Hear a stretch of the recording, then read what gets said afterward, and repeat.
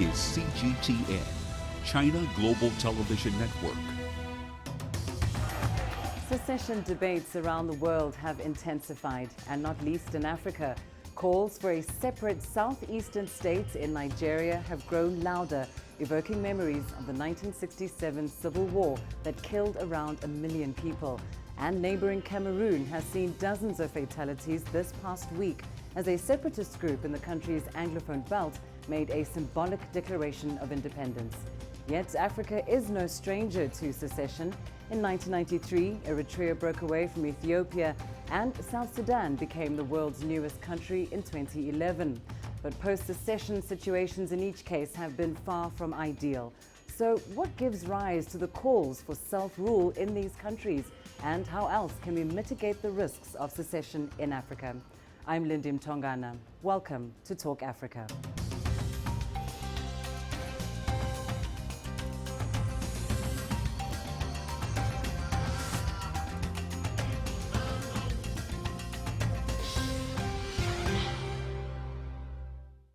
In Cameroon, there are fears that as many as 30 people have been killed in protests in Anglophone parts of the country.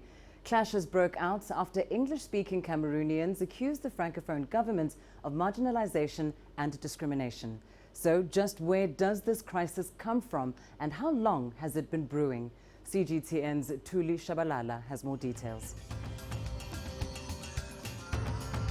Cameroon is a Central African country. It has more than 200 different languages, so it's incredibly diverse. But it has a long history of division as a result of colonialism. Cameroon was first a German colony, then at the end of World War I, it was split between France and Britain. In 1961, a referendum was held and British Cameroon joined the French side. Cameroon's southern region is still mostly English-speaking. But since independence, the region has complained that English Cameroonians haven't been given the same opportunities as their French counterparts. The secessionist question is not a new one. In the 1990s, the Southern Cameroon's National Council was formed. It's been banned. Cameroon is battling Nigerian militants Boko Haram in the far north of the country. The tensions in the south are another test for President Paul Biya's government. He's been in power since 1982. Many Cameroonians are calling for change, but President Biya is considered one of the most entrenched leaders on the continent. Thuli Shabalala, CGTN.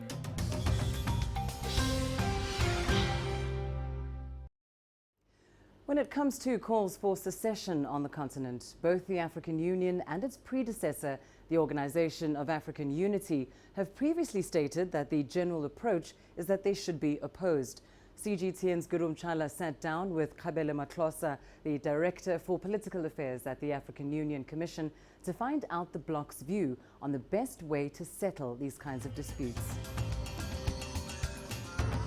Thank you very much, Director, for talking to CGTN. Now, previous cases of secession in Africa have not been successful, and currently we are observing similar secession questions coming from Cameroon, for instance. But why would this be any different now?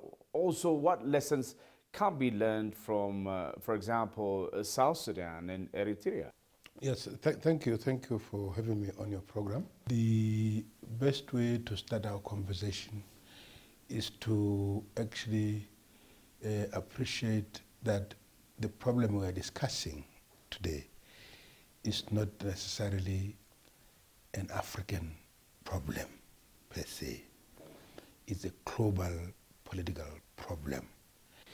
But then to say that with respect to Africa, specifically, I think that this issue needs to be handled with utmost caution.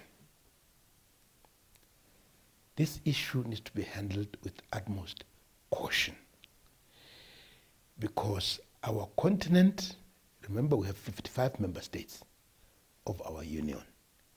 And let's also remember that these borders that we have are inherited borders. That's what we're grappling with in Cameroon now, as we speak. And that's one of the member states, one of the most important member states of the African Union, Cameroon. Now, a part of Cameroon is contesting, right, legitimacy of central government over its own jurisdiction or territory. And then what happens? Violence breaks out. People are killed. That shouldn't be so. These issues, the way they should be handled, by the way, they require dialogue. They require serious and genuine dialogue of all involved stakeholders. They require mediation. Yes, mediation and dialogue is the answer to some of these issues. In the case of Nigeria, too, for example, the last secessionist attempt left millions dead. Is this not enough evidence, for example, to avoid this situation completely? Frankly, the violence that attends to these processes can be avoided. Let me be very categorical. It can be avoided. So my point is here, it does not help for us, for authorities in power, to dismiss outright some of these demands. Don't dismiss them. And don't block dialogue. Don't block negotiations. Don't block mediation. For me, that's important. That's number one. Number two, we also, as the African Union, in my view, have to play a much more proactive role in some of the situations. We need to read signs early enough, so early warning is important. Early response is important. Early action is important.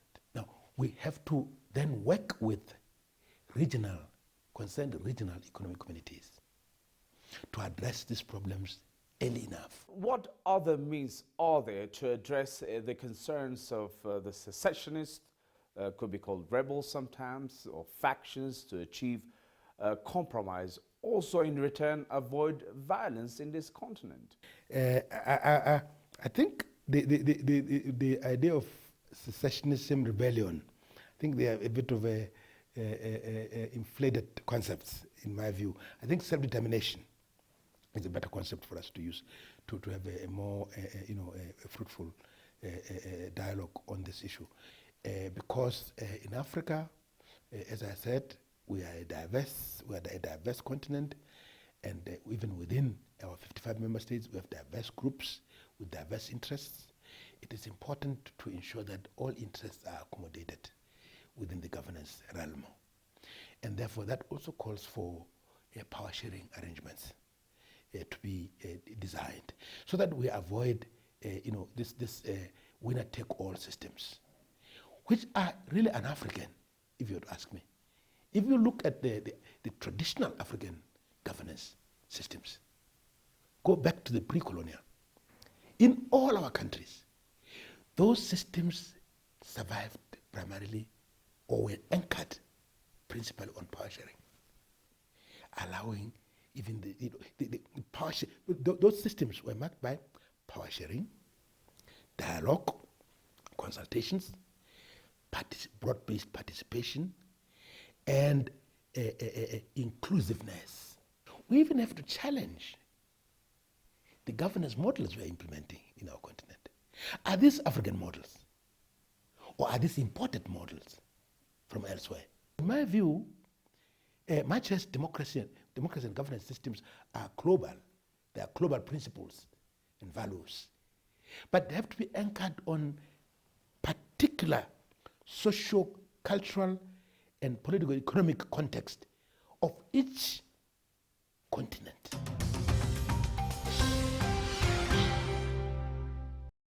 We're going to take a short break now, but when we come back, we'll have more insights into the risks posed by secession in Africa. Stay with us.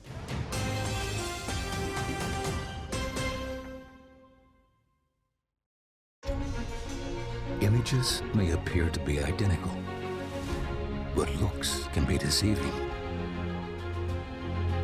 The difference is not always obvious. It has to be discovered. There are always different sides to a story. We put the focus on the details. To see more, to understand better. CGTN. See the difference.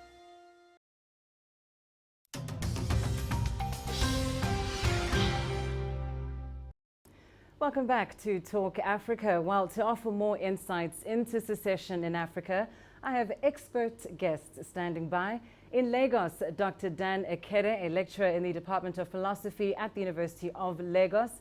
In Johannesburg, Francis Cornegay, Senior Research Fellow in the Emerging Powers Program at the Institute for Global Dialogue. And with me in studio in Nairobi is Richard Moncrieff, Central Africa Director at the International Crisis Group. Thank you all for joining the conversation. Well, to begin with, let's start with Africa's own history with secession. And I'll start by addressing this question to you, Mr. Cornegay. Considering the unique history of colonialism and artificially created nation states in Africa, it's certainly not hard to imagine that various communities across the continent that are bound by religion or culture or language might genuinely nurse deep-seated desires for independence. Well, okay, first of all, let me start out by saying that the problem of secession is a global one. It's as much an issue in Asia as it is in Africa and Europe. The problem, I think, goes back to the founding of the Organization of African Unity and its legacy in the African Union. And the fact that the Berlin partitioning of the continent was not dealt with. And that has left many unresolved issues that keep coming up to the fore. So it's no surprise that you have a number of these issues that periodically come up. Absolutely. And Richard, coming to you now, of course, if we go back to early post-colonial secession movements, one of the most significant ones was indeed the state of Katanga in the Democratic Republic of Congo in 1960. Attempts there forcefully stopped by various actors, among them the United Nations. Surely those historical events have consequently contributed to some of the instability that we see in that region today. Yes, they have, but at the same time, I think they've contributed to the attitude amongst African leaders who are very fearful of secession issues because, of course, many Congolese and much of the emerging Congolese leadership was very much against the Katangan succession, which was stimulated or supported by the Belgian colonialists. So I think the big legacy of Katanga for me is that it's driven the desire of African leaders to keep their countries, whatever the problems that having the continent divided into 52 countries has presented, as your other guest has just said. And just to go back, because I would go back to colonialism, I think the most important point is that colonizers treated different groups within each country very differently. They tended to favor some, sometimes without intending it, and others didn't get so much favor, in particular in education. And in nearly every African country, you see a legacy of colonialism in one community being more successful and educated than another.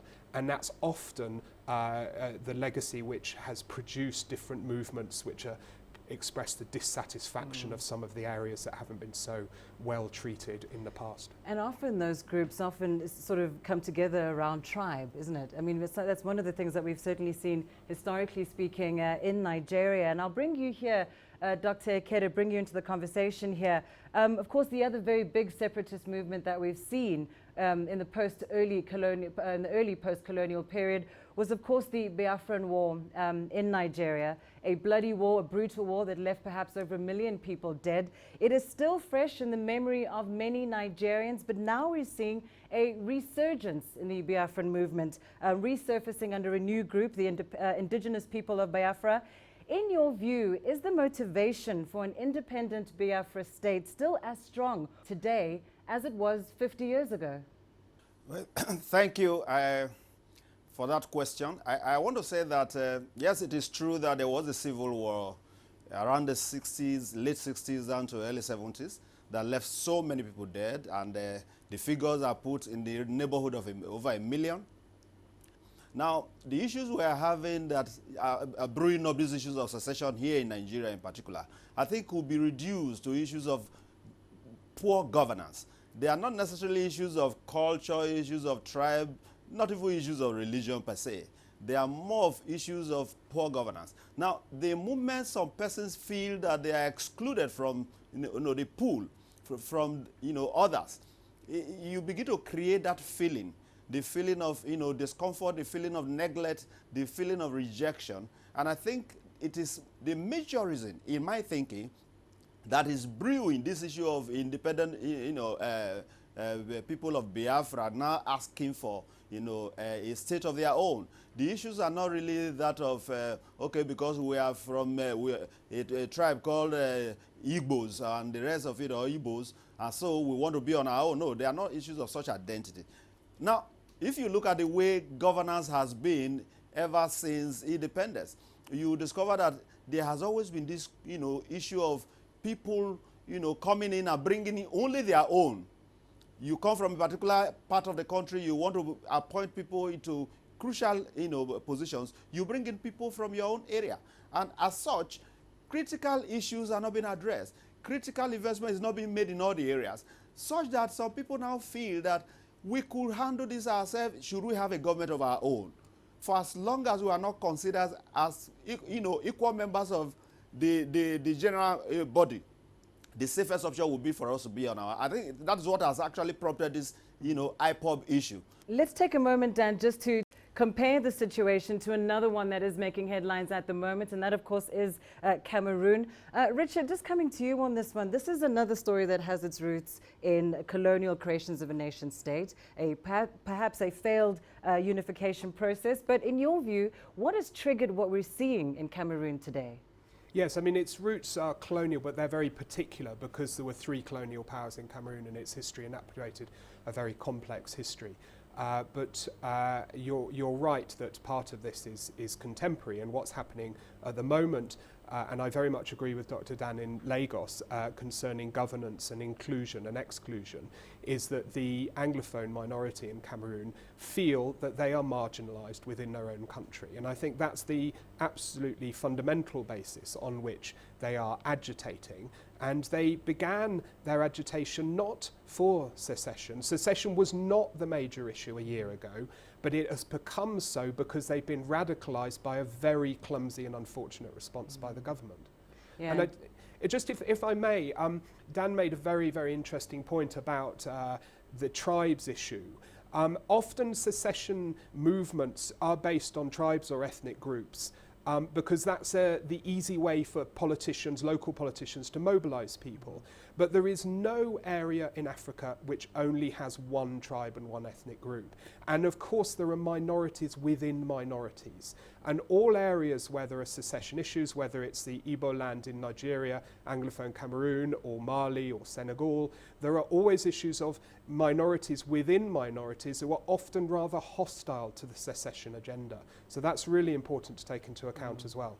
Absolutely. Let's turn for a moment to some modern examples of secession that we have indeed seen on the African continent. And Francis, I'll come to you in Johannesburg. We have 2, at least, internationally recognized new African states. Eritrea in 1993, South Sudan in 2011, but questionable legacies. I mean, many in South Sudan would argue that it's a fragile, if not already failed state. In your view, what can we learn then from these countries and the risks of secession? Well, I think what you're looking at is a mixed bag. I think in terms of Eritrea, Eritrea having won its independence largely militarily, it is a functioning, if imperfect, state. South Sudan, however, I don't think ever should have been recognized as an independent state. I think that it could have been better off as a special autonomous region within the East African community. And there's a lot of unraveling and reconfiguring that is going to have to be done in greater Eastern Africa in order to sort out these issues. You take the Somali region, for example. The only stable area in the Somali region is a state that is not recognized, and that's Somaliland. While the Mogadishu-based government in southern Somalia is a failed state. You see, so you have to look at these situations within their specific context. You know, so there is no, you know, there is no pat answer as to what is successful or what is failure. I mean, these movements for independence come up because of repressions in incumbent states that do not allow for you know, for enough room for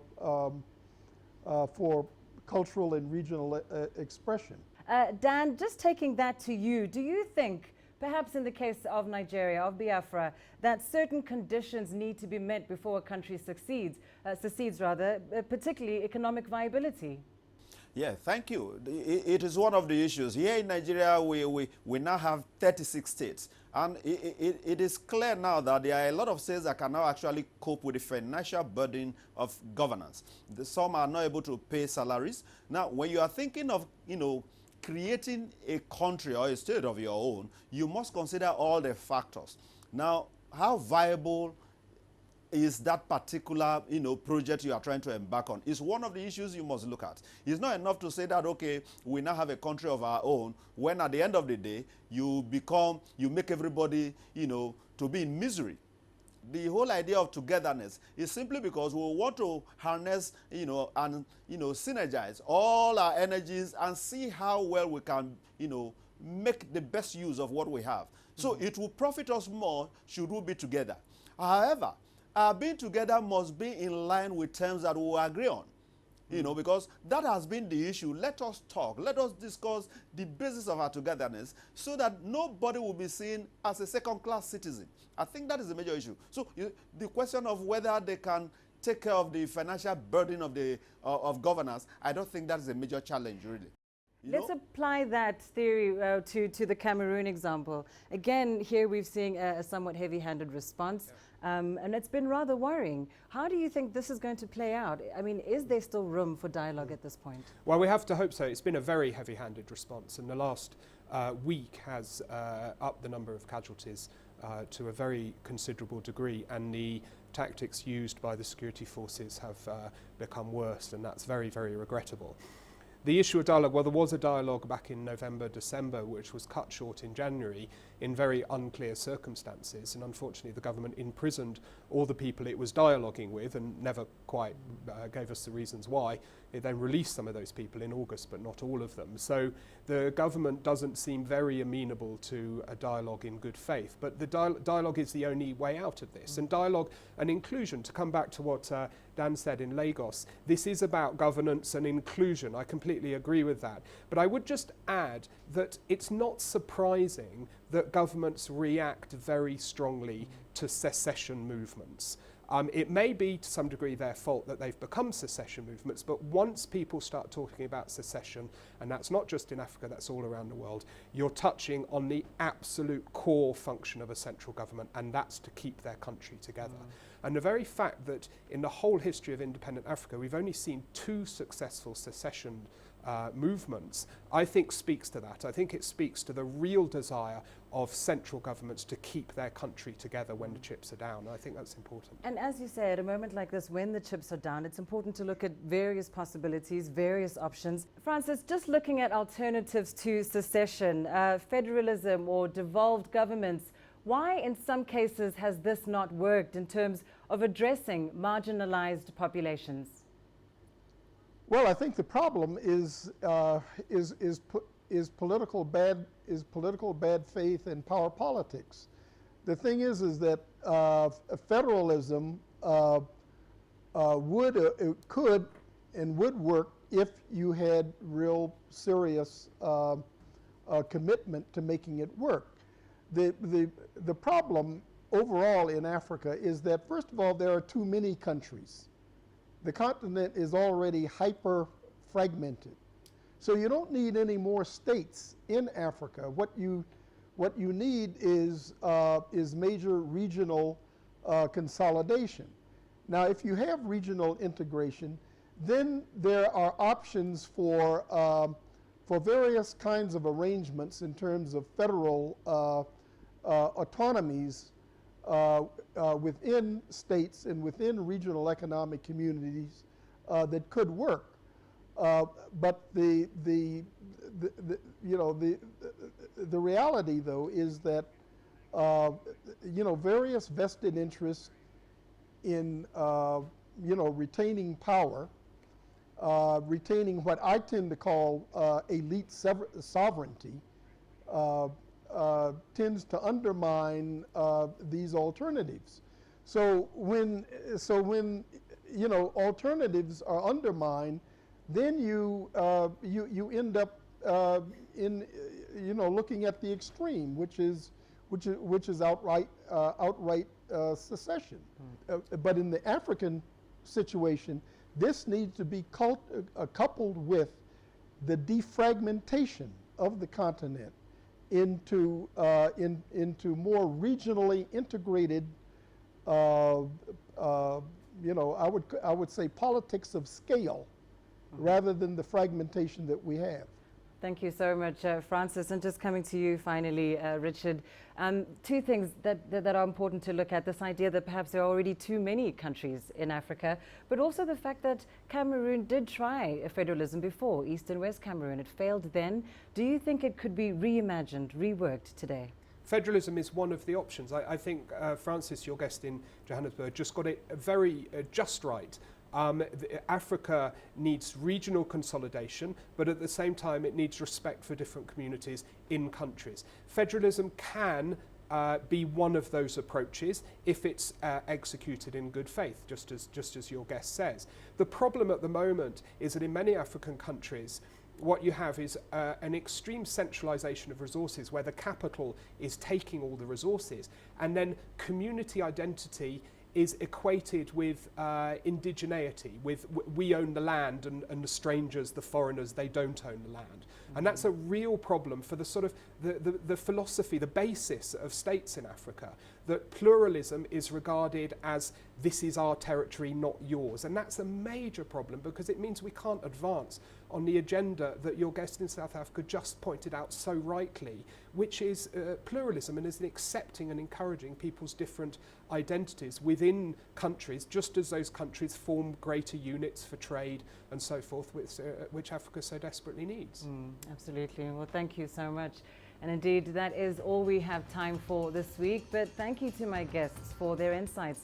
In Lagos, Dr. Dan Ekere, a lecturer in the Department of Philosophy at the University of Lagos.